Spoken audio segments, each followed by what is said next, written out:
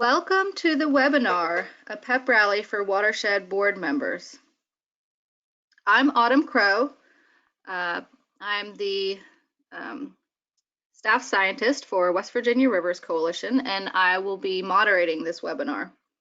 This webinar will help you make your watershed organization's board of directors more effective by providing an overview of duties, roles, and responsibilities, ways to be an exceptional board member, and 3 tips to implement right away. Tasha Anderson will be presenting the webinar. She has a PhD in political science from the University of South Dakota with a concentration in public and nonprofit administration.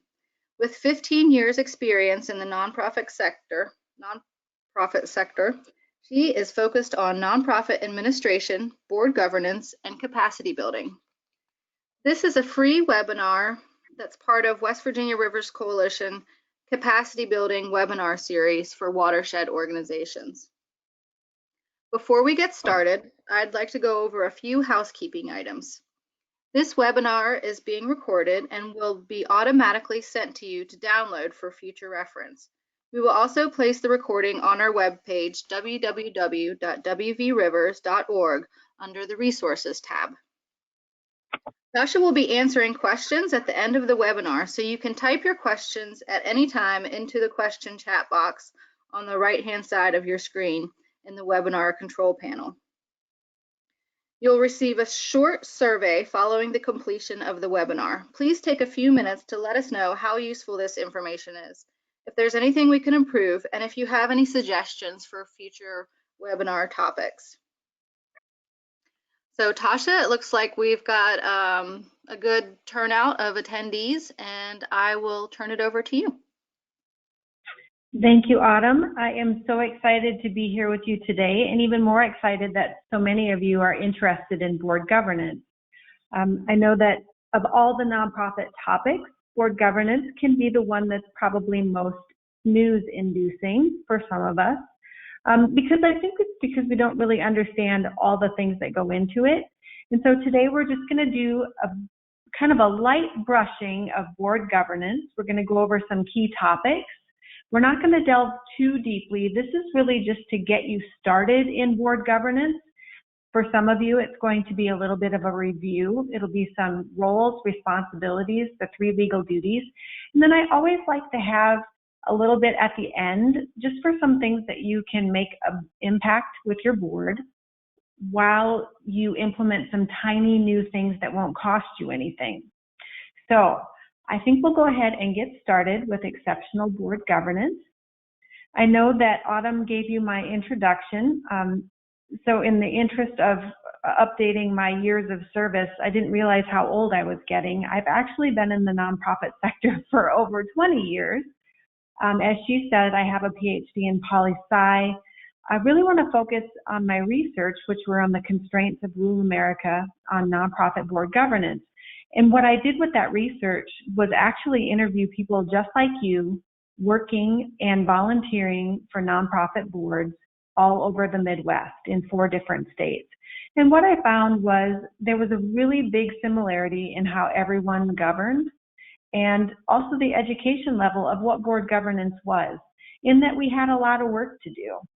And I just want everyone to know that if you are struggling with engagement or understanding board governance, or having your board members even understand what their role is, please know that you're not alone, especially in small rural areas. We do not have a great deal of experience.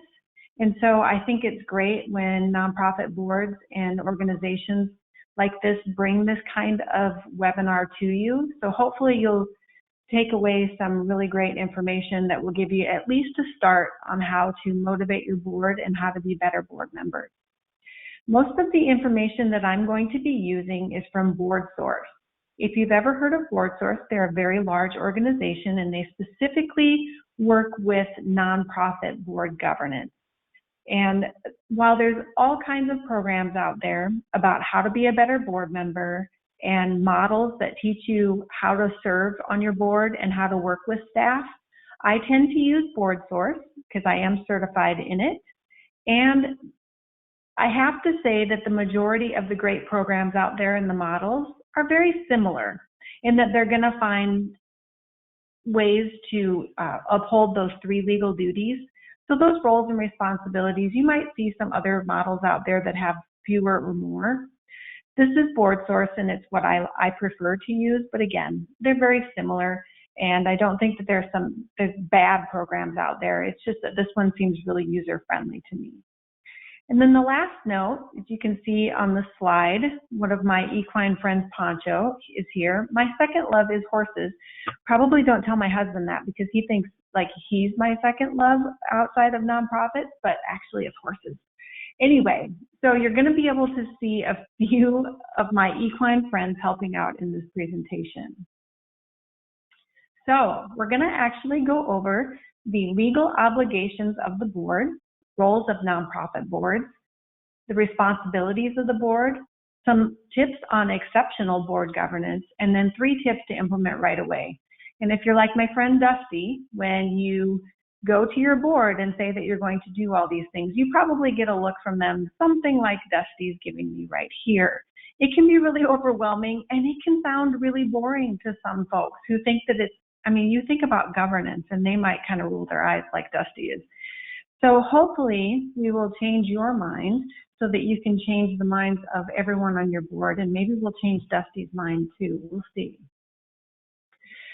So before we get started, I want to just tell you a little bit about perceptions. We are all kind of like-minded in nonprofits, but we all have different backgrounds and different experiences and different education and different family lives. And so when we look at things as a board group, we might see that people have different perceptions than ours. And that might be okay, as long as they're all sort of going in the right direction. So we're going to do a fun little exercise right now, just so you can see the different perceptions, or the homogeneous perceptions maybe. And so we are going to actually look at a few pictures, and then you can tell me what you see first.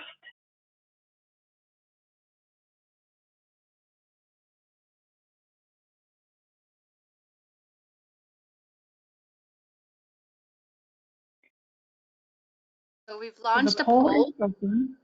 Yep. So people are voting. I'll give you a few more seconds and then I'll close the poll.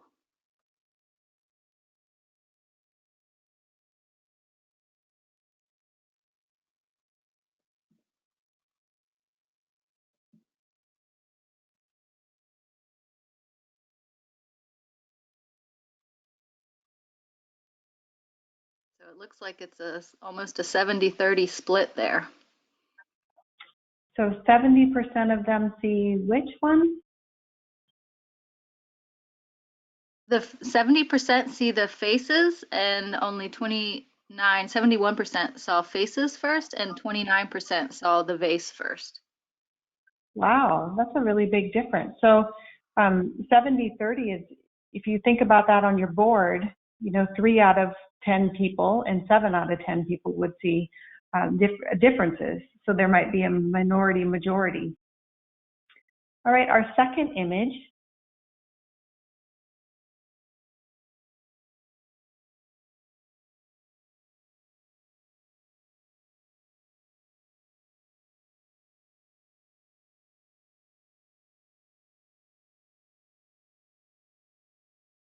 A few more seconds to put your answer in.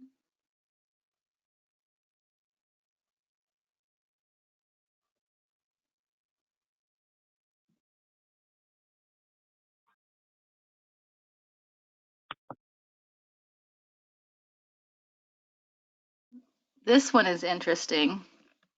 Everyone saw the young woman first. Ah, interesting. So this one is really interesting because if you do not see one or the other first, you have a hard time seeing the other. So if you look at it, if most of you saw the young woman, her ear is actually the old woman's eye, and it kind of looks like she's got a wart on her nose, and she's sort of in profile with no neck. Her chin goes right into her collar. So hopefully you can see that, that there's an old woman and a young woman. All right, our third image.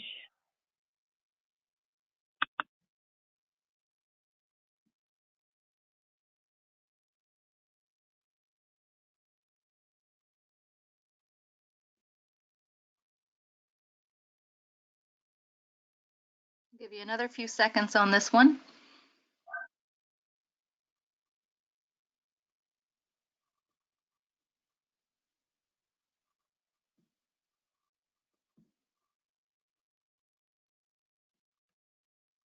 This one is also interesting. Almost 80% saw the arm flexing the muscle and only 20% saw the horse head.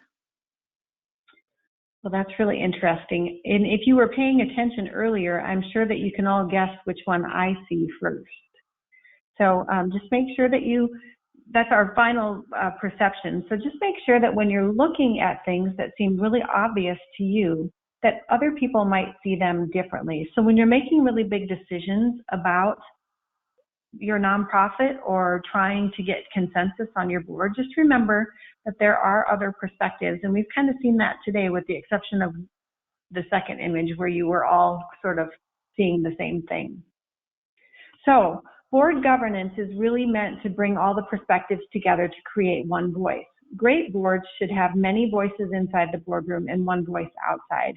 So you really want a lot of different experiences and backgrounds to bring your robustness into your boardroom, but then you want to have that united advocacy for outside of the boardroom. You want to make sure that you're all being really good ambassadors for the organization. So we're going to jump right into the 3 legal duties of a nonprofit board of directors. And if you don't know these 3, don't worry, because it's very common for folks not to know them and to serve on boards. So according to nonprofit corporate law, the 3 legal duties are the duty of care, the duty of loyalty, and the duty of obedience. And I'm going to go through each of them so that we can kind of understand the ins and outs of all 3 of those duties. So the duty of care just means that board members are going to care about the organization and actively participate in managing it. You're going to attend meetings that you prepared for in advance, help make informed decisions, use independent judgment, review the finances and your financial policies, make sure you're complying with all the legal requirements, and that you're overseeing the executive director or coordinator's performance. Important to note that the board of directors only oversees the executive director. If there are supporting staff, the executive director oversees that staff.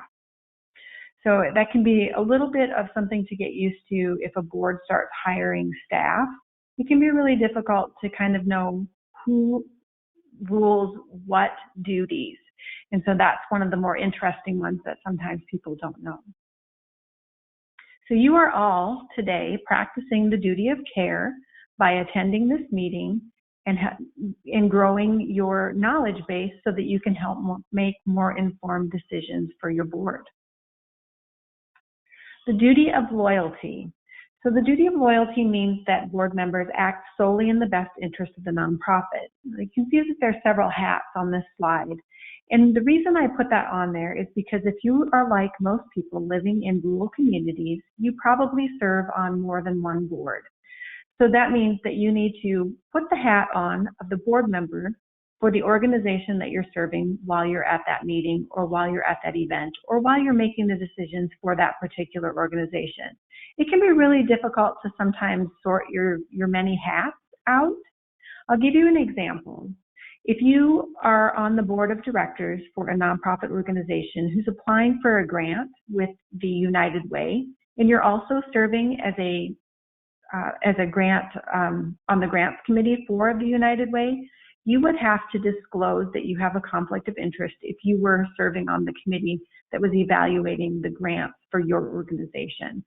You'd have to make sure that you manage that conflict of interest. The biggest point of the duty of loyalty is really the conflict of interest. Now, it's not that there aren't going to be any. It's the fact that we disclose and manage them according to a conflict of interest policy, and then avoid the use of opportunities for personal gain. And the other thing that it really covers is disclosing confidential information concerning the organization. Make sure that you are keeping information about clients and any staff issues confidential. That all falls under the duty of loyalty. One of the biggest takeaways from the duty of loyalty is to make sure that you have a conflict of interest policy and that people are signing it every year. And I say an annual signing of that is probably in the best interest of the organization, just because things can change over the course of a year.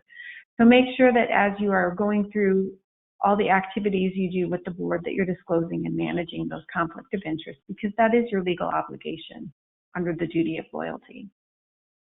The final one is the duty of obedience. And of course, that just means complying with all the things that we have to comply with, including federal, state, and local laws. Also, the organization's governing documents like bylaws, internal policies. Make sure that board members are the guardians of the organization's mission. And in general, the duty of obedience means following the rules. So the board of directors has the ultimate legal responsibility for any nonprofit organization. So the duty of obedience is very imperative to make sure that no one gets in trouble.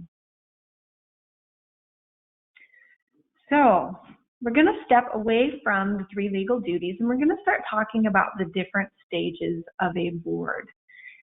If you have served in the nonprofit or industry for very long, you've probably served on one or several of the 4 types of stages that a board can be in.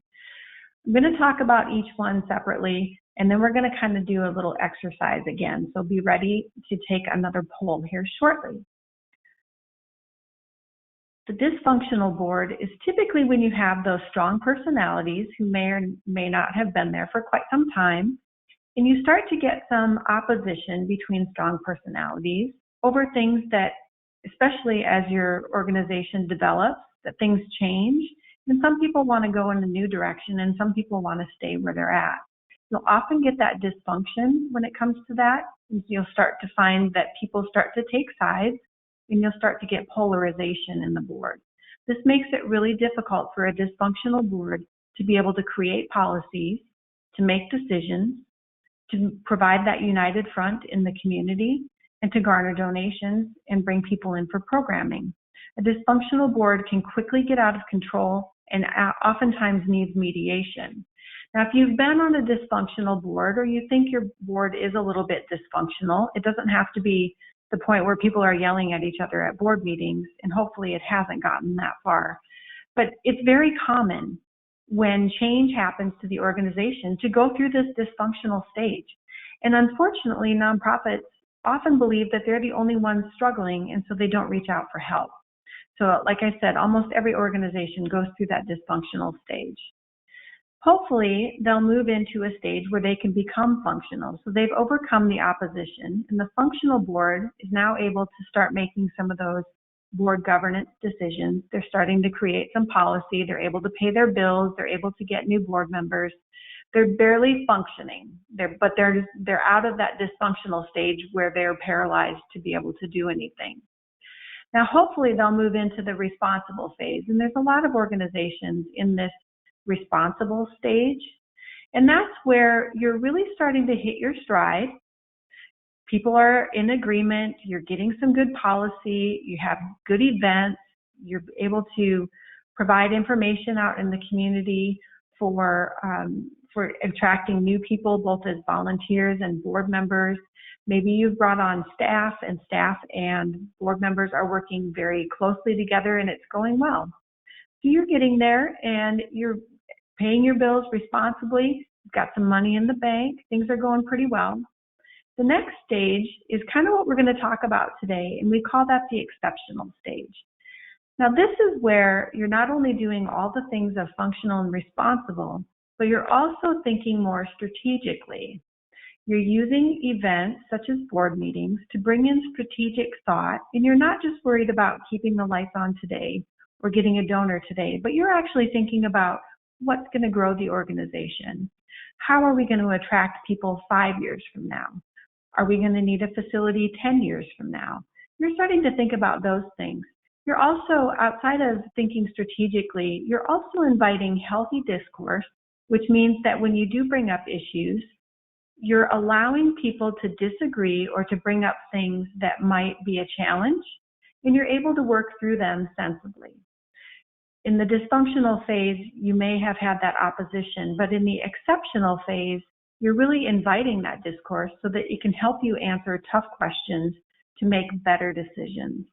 And you can see how it's a little bit different, where one kind of grows into conflict and one grows into success.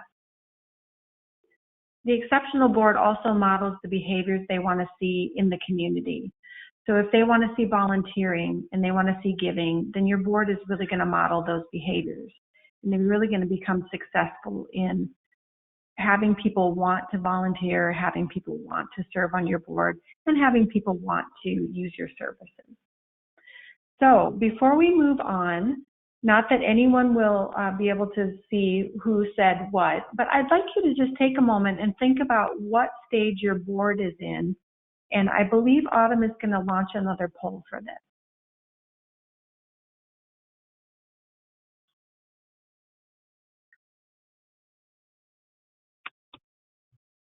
So let's keep those votes coming in. This is completely confidential. We won't share this information. We won't tell your board that you think it's dysfunctional if that's the case. And again, think about those perceptions. You could be on the same board as someone else and you may have a different perception of what stage you're in. So there's no right or wrong answer. So it looks like the majority has voted. I'm going to go ahead and close it.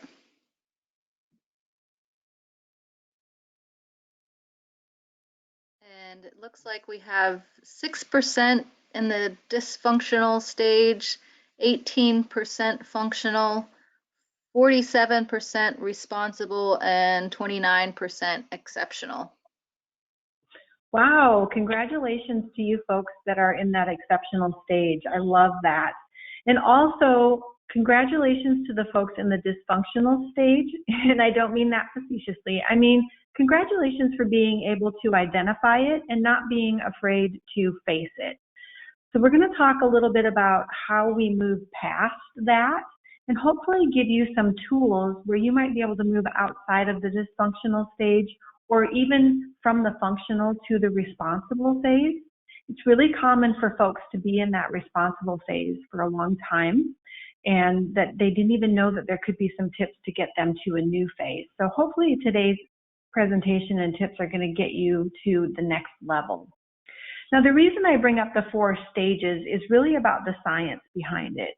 And this is again from BoardSource. And what we see based on their studies is that in a dysfunctional board, people will be less engaged than in an exceptional board. And that kind of serves as an example. Let's see, if we had a dysfunctional board that was constantly bickering, didn't get a lot done, who wants to go to that kind of a board meeting? So you're going to start to see board members disengage. Maybe they don't want to be part of the conflict. Maybe they feel like they're not really making a difference. And so they stop coming to board meetings. They stop engaging because it's kind of just, they feel like it's an uphill battle. Whereas the exceptional board is doing those strategic things each board meeting. And so board members actually feel like they're learning something. And if they miss a board meeting, they're going to miss out on something. And so I think that really, if you're like me, you're really driven by learning new things. And I think that most of you who are on the call today are expecting to learn something. And so that really drives you too. So we see that as we get to that exceptional stage, that our board members are much more engaged. And if I could probably name one of the biggest complaints that I have about organizations that come to me for board governance training is that their board is disengaged and they don't know how to get them back. And so this is kind of the science behind that. So if we can implement some of these tips to be exceptional, then we can get back those engaged board members.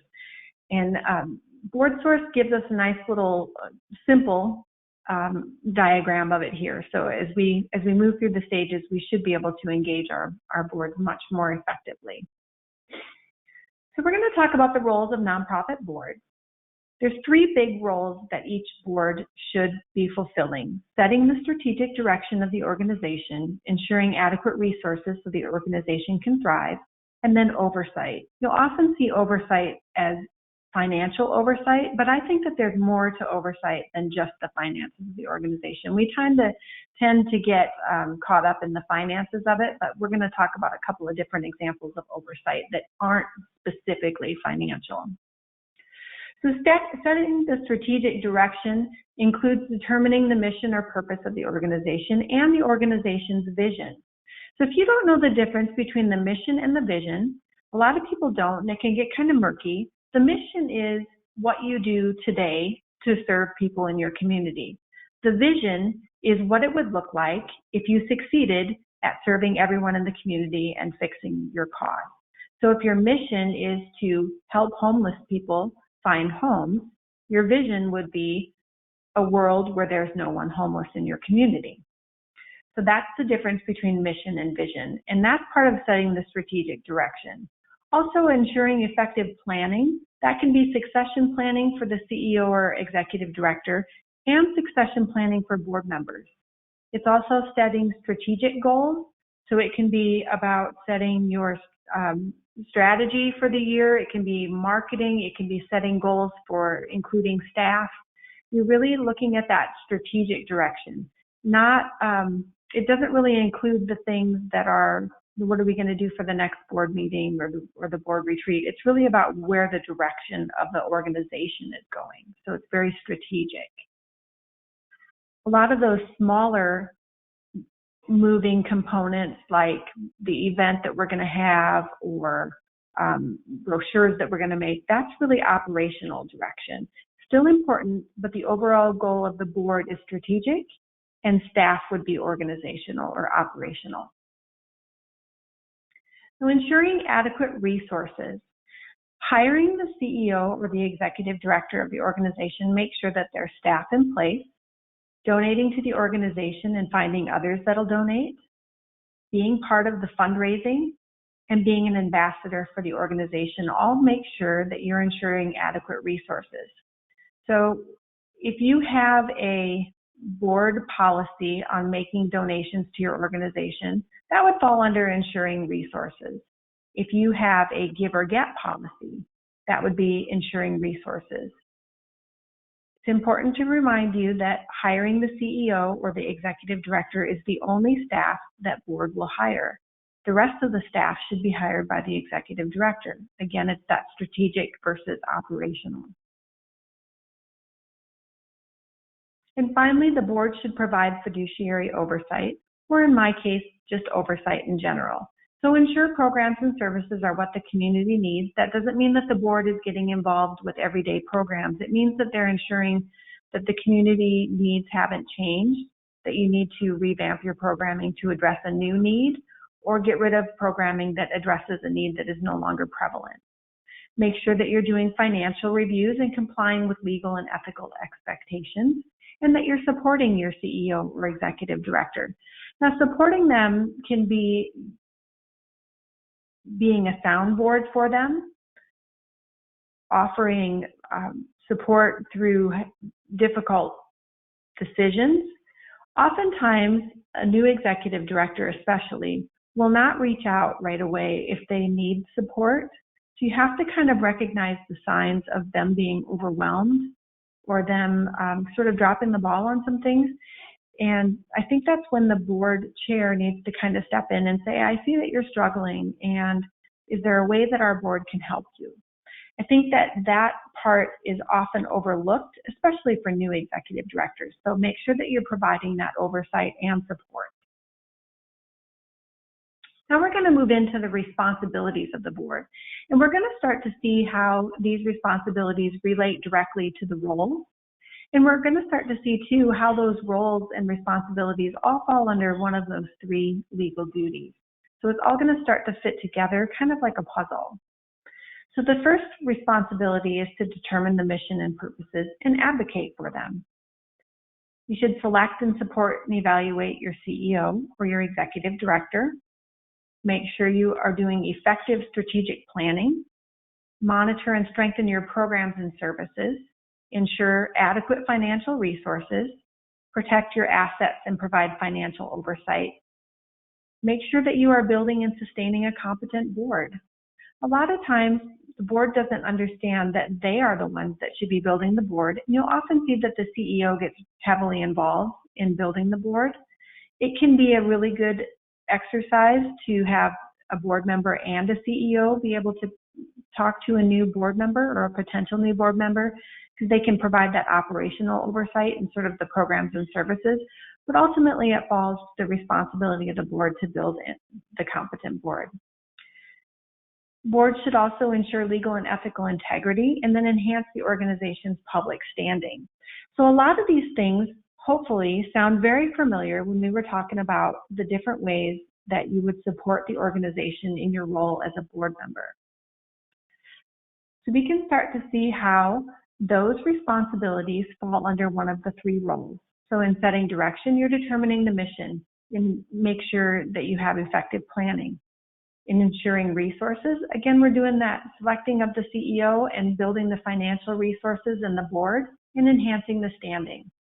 Providing the oversight, you're going over those assets and the programs to make sure that they still fit, ensuring that you're complying with everything, and supporting and evaluating your CEO. It all starts to fit very nicely under the three different roles. So if you only remember a few things, it's really those three roles and all of the things that would fit underneath of them in a strategic way.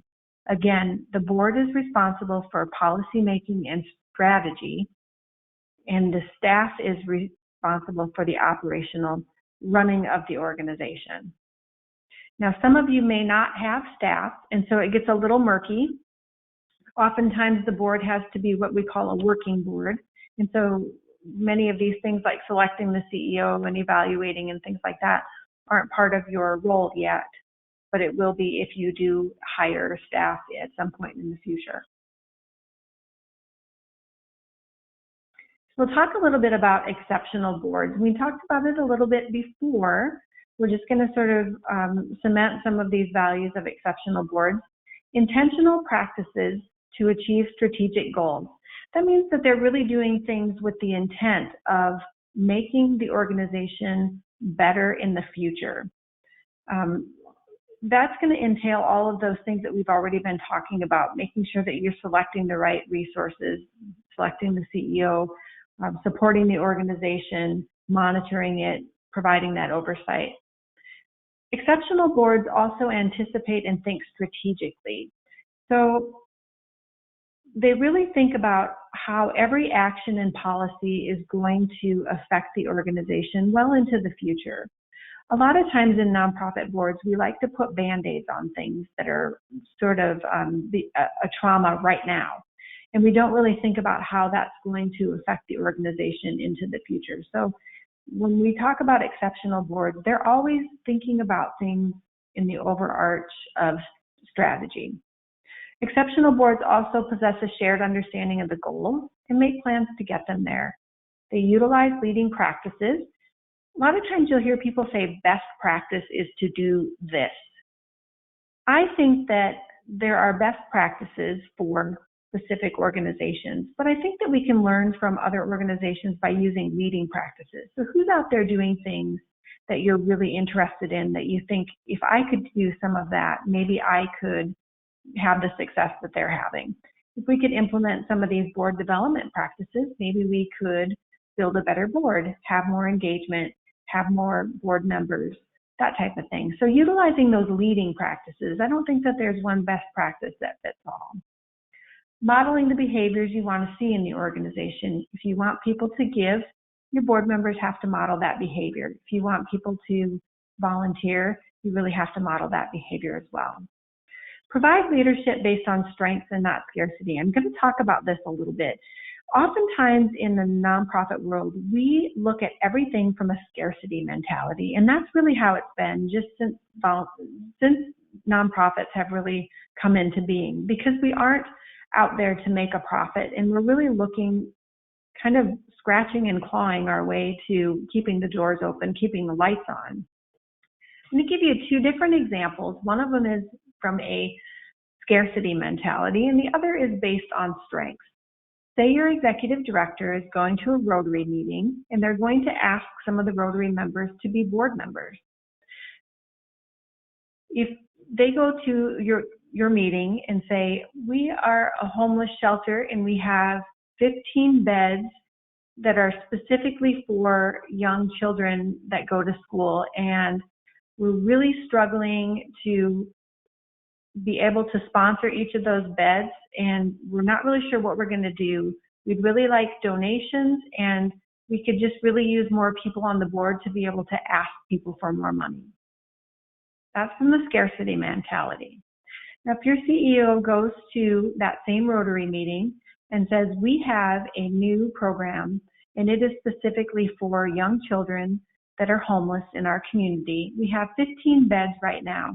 And what we've found is that when we fill all 15 of those beds, that those children get better rest and do better in school, many of them moving from a D level grade point average to a B level grade point average. And they find that they're able to be more social with their friends as well.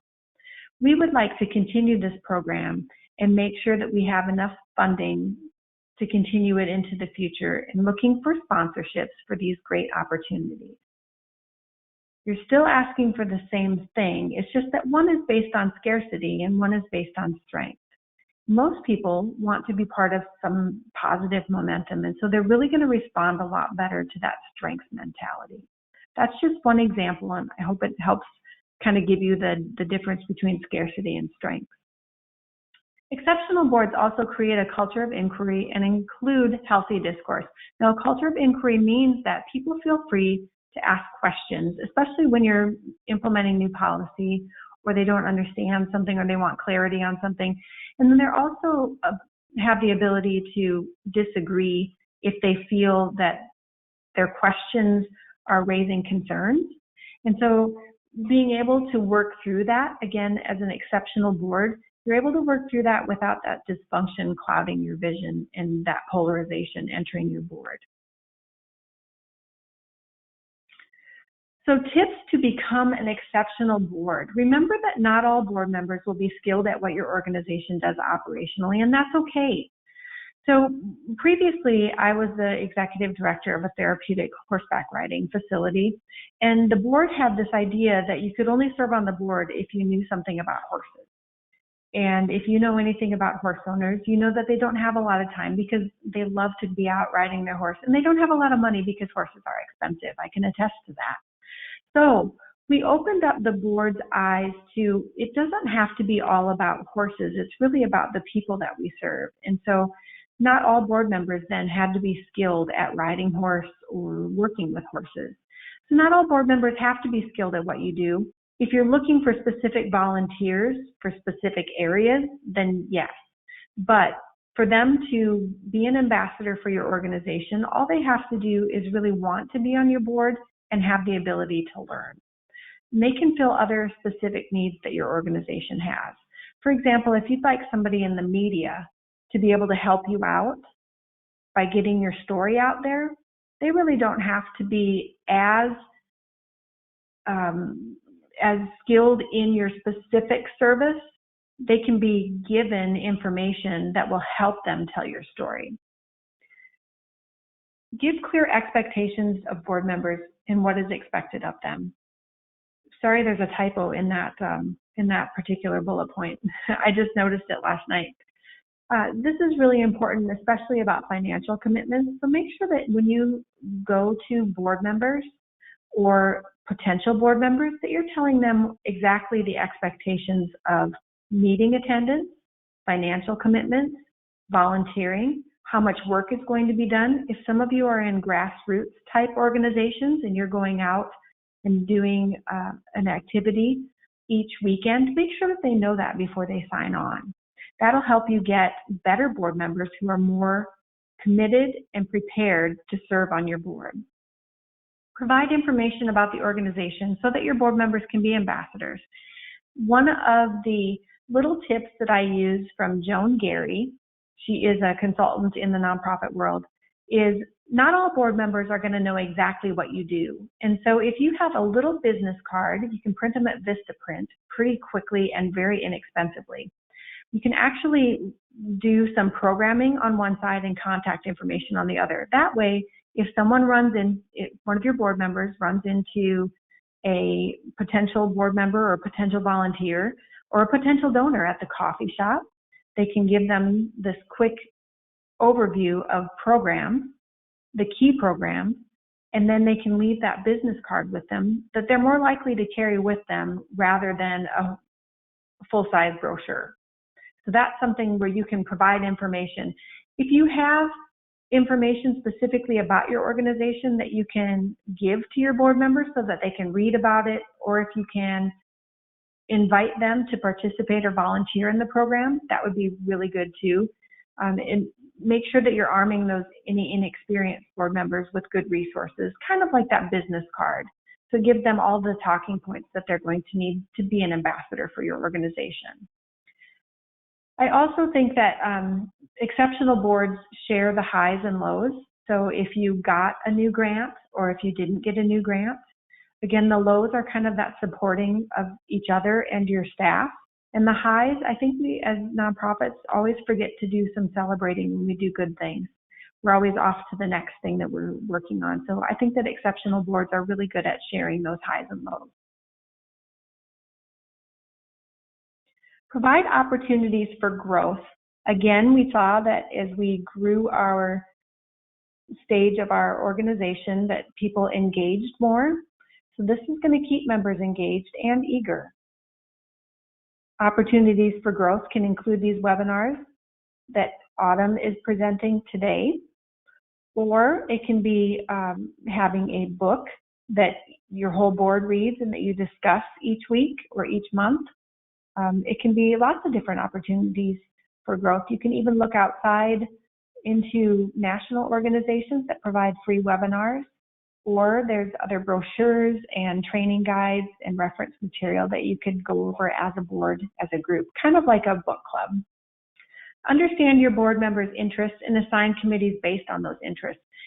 Make sure that if you have a board member that is a CPA in their regular life, that you don't just automatically assign them the finance committee. Maybe that person does that all day long and they'd like to do something else within your organization. So make sure that you understand your board members' interests and make sure that the committees align with those interests. You'll get a lot more participation if each of those committee members wants to be on that committee. Make sure that those committees are the best for the changing needs of your organization. If you had a program committee before you had staff, that may have changed if you hired a program director. So make sure that you're looking at those committees and making sure that they're changing with your needs. Allow disagreement in respectful ways and don't allow it to become polarizing. Again, allow that healthy discourse, not the polarizing of the board. Diverse and inclusive viewpoints make a healthier, more robust board. I think that we're all working on diverse and inclusive boards. It can be a little difficult in rural areas, but we can still make sure that we are adding people with different backgrounds, different education, different ideas. It's always fun to have more ideas than what we've always done in the past. Create and implement a strategic plan for your organization. If you don't have a strategic plan and you're a small organization, you're not alone. Strategic planning can be very overwhelming for a small organization, so be thinking about it. Even if you don't go through a formal strategic planning session, make sure that you think about what strategic goals you might have. Maybe you could even look for 3 particular key insights for your organization that you want to try and achieve. Make sure that your board members understand their roles and responsibilities. If you've learned something today, you know that board members often don't know all of the board responsibilities. You may not have even known all of the legal duties. So it's often arming them with information that makes them better board members. Get rid of the scarcity mentality and embrace intentional practices. So we looked at those 2 different examples, and if you would ever need help in doing something like that, I love to work through stuff like that. How do you turn a scarcity into a strength? And really look at that and maybe do some brainstorming with your board about how you might provide the benefits rather than begging people to give or to serve. Work with other nonprofits in your community. This is really important. I think oftentimes we almost compete with other nonprofits because it is hard to find resources, human resources and financial resources in our communities. So we often like to keep them close to our vest. And I really think that we should be communicating with other nonprofits, working collaboratively. Now, especially if this comes up in term limits, if your board does not have term limits because you think that there aren't enough people, you can often share with a reciprocal practice with another nonprofit. So for example, if you know that one person is going to be going off of a board and you have someone going off of your board, you could maybe swap board members. This benefits in a couple of different ways. First of all, it brings new eyes to your board. Second of all, there's different training for different boards. And so you might get somebody who had some great training, or you might go to another board after you've had this training and you're able to share with that board some of the things that you learned here today. So there's some different ways that you can kind of get around some of those scarcities that we have in living in rural communities. Make sure that you keep up with issues. This can be really difficult with all of the information download that we have, depending on what you subscribe to. You could just be inundated with it. And I am terrible about downloading things thinking, I tell myself the perpetual lie that I'll read that later, and we often run out of time. So make sure that you keep up with a few good resources to keep up with the issues affecting nonprofits and your particular service industry. I will say that the West Virginia Nonprofit Association has a lot of information. If you are a member, there is even more. So you can use a lot of that for free. As one example, if you're looking for a conflict of interest policy, there is one on their website that you can adapt to your organization. That's just one small thing. And then again, celebrate the milestones, because it's really important that we look at the hard work that we do, but we also celebrate the wins that we have. And nonprofits are very modest by nature, and so we often forget to celebrate those milestones. So we're almost out of time, and I just want to leave you with 3 tips that you can implement today to put you on the fast track to exceptional. First one doesn't cost you a thing, and it is wonderful. It's called the Board Buddy. Identify a current board member who is willing to serve, and when new members join, assign them to a Board Buddy. Now that Board Buddy can do a couple of different things. If you've ever gone into a new board meeting as a new board member, you know it can be a little intimidating because you don't really know where everybody sits or what everybody talks about or that type of thing. And so the Board Buddy will make sure that they have the information that they need. Maybe they'll meet them ahead of time and they walk into the board meeting together and they'll sit together and sort of be that guide on the side while you're going through a lot of the reports. And then afterwards, they might take them out for coffee or at least follow up with them to answer any questions. I think it builds the confidence of a new board member, especially if you want younger people on your board. It can be really intimidating if you follow Robert's Rules of Order. They might feel a little intimidated. So make sure that you provide a board buddy that is going to be a big resource to them as they get to know your organization. And maybe you do that for a couple of meetings. So number 2, a strategy for strategery, and I did borrow that from our former president, Bush, strategery. So if your board meeting is the same every time and you really look at all the reports and all the agendas and all that stuff that you did in the last month, and then you vote on it, and then you go through all of the old business, and 5 minutes before everybody wants to leave, you introduce new business and everybody's really quiet, and then you conclude the meeting. That is how a lot of nonprofit organizations hold their board meetings. So those can be really boring, especially for new board members. So I would invite you, if you can't do something as big as a consent agenda, maybe just try turning it upside down. You can just be at a little bit of strategic and forward thinking just by starting with new business, or start with a learning opportunity. You could set the timer for 5 or 10 minutes and discuss an aspect of board governance. If you need help with that, I can surely give you some of that. Or you can, again, read a book or an article and discuss it. Really start with something that is going to provide a new opportunity rather than everybody read the minutes, everybody read the report. Now, if you're going to do this, you do need to make sure that all of your board members are practicing the duty of care. They're coming to the meetings prepared and they have read all of the reports. because if you don't have time to go through them item by item, you might miss out on some things. So if you are ready to do this, it's a fun little way to sort of introduce a little bit of strategic thinking and to have that ability to learn something new, and hopefully it will be more engaging to your board members. And I do have a few questions on the handout, and I'm not going to go through all of these, but here's some questions from BoardSource that you could discuss. Or another great thing is if you ask board members to submit a question and then you put it in a hat and you draw one out, whether you do it at the board meeting or put it on the agenda so people can be thinking about it, but then set your timer if you feel like you're going to go over and discuss one of the questions that one of your board members wants to discuss. That can be really team building as well. So I included 3 slides of those questions just to kind of get you started. Obviously, you can do lots of other things. You can introduce new materials that are interesting to you, to your specific service too. And then the final thing is really about brainstorming information you would provide for an incoming board member, or things that you wish you'd known when you were new. And then present members with these educational packets to make onboarding easier.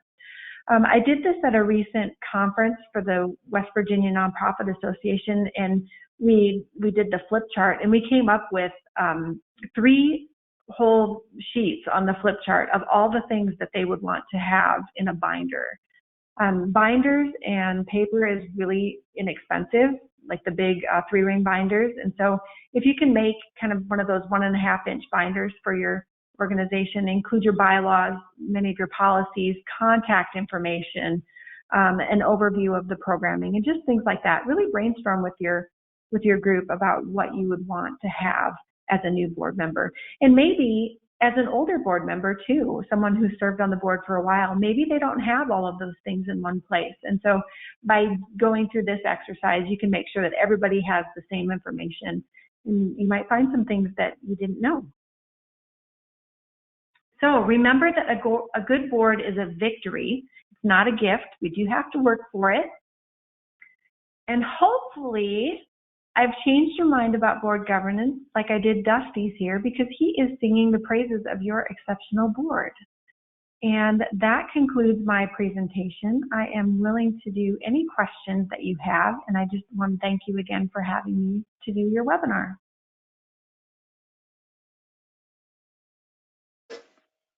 Thank you, Tasha. That was very informative. So we do have a question, and if anybody else has any additional questions, you can type your question into the question chat box. And if you want to ask your question, I can also unmute you if you raise your hand. There should be an option in your control panel to raise your hand. And so if you want to ask your question, I can unmute you and you can raise your hand. So we'll get started with the first question. And this is about bringing new members to the board. Generally, how involved should the executive director be in bringing new members on the board? This, of course, depends on the executive director and their relationship with the board and other variables, but just generally speaking, how involved should they be? Well, first of all, one of the best things that you can have in your organization is a good relationship between your executive director and your board chair. It's going to really dictate how things work between staff and board. So if you're having trouble in that area, make sure that you really cultivate that relationship. The executive director is in charge of all the operations of the organization. So it's really imperative that folks on the board provide that checks and balances, kind of like how our 3 branches of government work. You should really provide checks and balances. However, board members aren't going to have all of the details of the operational points of your organization. So they might not know specifically how services work or really specifically how services work or things like that.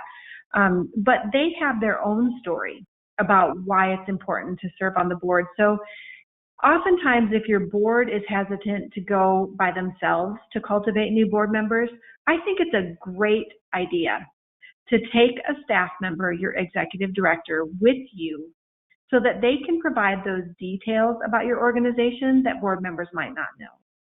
But I also think that it really has to be sort of a joint effort so that the board member can really say, this is why I serve. This is my story and why it's important to me. And I think that that story is what's most compelling to another board member about why they should maybe serve on your board. So I think oftentimes a concerted effort is a good thing.